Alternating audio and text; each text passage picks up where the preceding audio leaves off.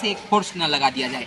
कोई भी वस्तु अगर घूम रही है तो रुक जाती है, क्योंकि उस पर एक अपोजिट फोर्स लग जाता है। यहाँ पे अगर मैं इस झूला को झुला करके छोड़ देता हूँ तो कभी ना कभी ये रुक जाएगा, क्योंकि यहाँ पर हवा का एक फोर्स लग रहा है ना। तो न्यूटन ने यही कहा था कि वस्तु अगर चल रही है तो चलती रहेगी जब तक कि उस पर बाहरी फोर्स न लगा दिया जाए। तो इस पर बाहरी फोर्स क्या लग रहा? हवा का दबाव। यानी देखिए न्यूटन का तीनों नियम। न्यूटन ने ये कहा था कि अगर वस्तु रुकी हुई है तो रुकी रहेगी, या वस्तु अगर गति कर रही है तो गति करती रहेगी। जैसे मैं झूला पे हूँ और झूला अगर झूलने लगा तो मैं झूलता ही रहूँगा, क्योंकि न्यूटन ने कहा था कि अगर कोई वस्तु अगर गतिमान है तो गति करती रहेगी जब तक कि बाहरी फोर्स न लगा दिया जाए। तो देखिए मैंने बाहरी फोर्स अपने पैर से लगा दिया, यही अगर मैं झूल रहा हूँ तो झूलता रहूँगा। लेकिन सोच रहे होंगे कि आप तो कभी ना कभी रुक जाएंगे। तो रुक इसलिए जाएंगे क्योंकि हवा का एक फोर्स लग रहा हम पर, इसीलिए हम रुक जाएंगे।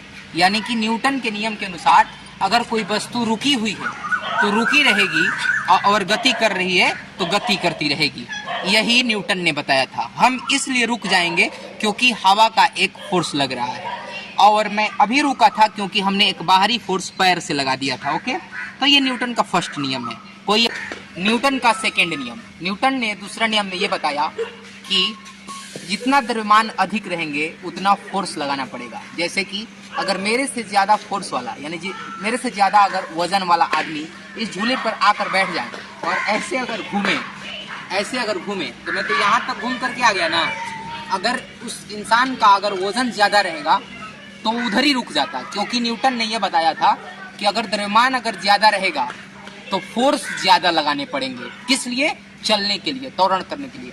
जैसे कोई साइकिल चलाता है तो भारी अगर आदमी रहेगा तो बहुत ज़बरदस्त पौडिल मारना पड़ेगा, और हल्के आदमी रहेगा तो पौडिल कमे में चल बन जाएगा।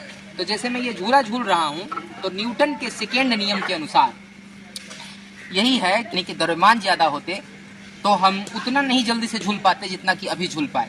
तो पता चल गया होगा कि बल का परिभाषा जो मिलता है न्यूटन के सेकेंड नियम से मिलते हैं। जैसे आप लोग क्रिकेट खेलते हैं तो गेंद फेंकते हैं ना, जब तो जितना तेज गेंद फेंकते हैं उतना ज़्यादा फोर्स लगाने पड़ते हैं, यानी बल लगाना पड़ता है। बल अगर कम लगाएंगे तो गेंद इधर ही रह जाएगा।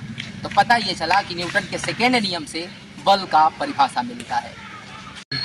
न्यूटन का तीसरा नियम इस झूले से हम लोग समझ सकते हैं। जैसे इधर एक आदमी बैठता है और एक आदमी उधर बैठता है, और ये इस तरीके से बच्चे खेलते रहते हैं। तो क्रिया प्रतिक्रिया नियम, यानी कि जितना फोर्स उधर लगाया जाएगा उतना ही फोर्स इधर लगाएंगे तो हम लोग बराबरी में रहेंगे। अगर हम ज़्यादा फोर्स लगा दिए तो ये वाला झूला का पार्ट ऊपर उठ गया, क्योंकि क्रिया प्रतिक्रिया नियम में यही होता है कि अगर जितना फोर्स उधर लग रहा है इतना फोर्स इधर भी लगना चाहिए। ये क्रिया प्रतिक्रिया नियम है। ठीक इसी तरीके से अगर असमनीय पटाखा जो देखे हैं तो असमनीय पटाखा ऊपर चला जाता है। क्यों? क्योंकि ठीक इसी तरीके से इस झूला में भी यहाँ पे देखो ये ऊपर उठ गया, ये नीचे उठ गया, यानी कि उधर ज़्यादा फोर्स लग गए हैं इसीलिए ये उठ गया है। तो क्रिया प्रतिक्रिया नियम में यही होता है कि जितना फोर्स हम किसी वस्तु पर लगाते हैं उतना ही फोर्स वो भी लगाता है। यही है क्रिया प्रतिक्रिया का नियम। इसी नियम पर जेट विमान और मिसाइलें वर्क करती हैं, काम करती है।